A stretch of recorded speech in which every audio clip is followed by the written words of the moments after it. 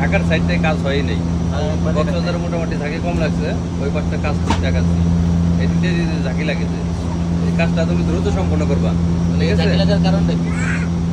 রাস্তা যাতা অবস্থা আমি বলতে চাচ্ছি কাজ যে গাড়িতে উঠছে এই গাড়িতে নাকি ঝাঁকি লাগে, হ্যাঁ, বাংলাদেশ বিমানের গাড়ি, হ্যাঁ, মানে বিগত সরকার কাজই করে নাই। কাজই করে না। এটা তুমি রাসেলের সাথে পরামর্শ করো, সব বিষয়ে তো আমি বলবো না, রাসেলকে দেখে কমপ্লিট করে দিই। জি স্যার, আপনি বলেন। এই অতিরিক্ত মেঘের কারণে এই রাস্তাটা ঠিক মতো মেরামত হয় নাই। অতিরিক্ত মেঘের কারণে এই রাস্তাটা উঁচু নিচু হয়ে গেছে। এটা সামনে মেঘটা কেটে আমরা রাস্তাটা ঠিক করে দেবো ইনশাল্লাহ, যাতে বিমান সুন্দর করে ল্যান্ড করতে পারে। আগে যে বাজেট ছিল সে বাজেটের টাকাটি ফুরুত হয়ে গেছে, আবার নতুন করে বাজেট করতে হবে। তো মাননীয় ফাইন্যান্স ডিরেক্টর সাহেব টাকা দিবে বলছে।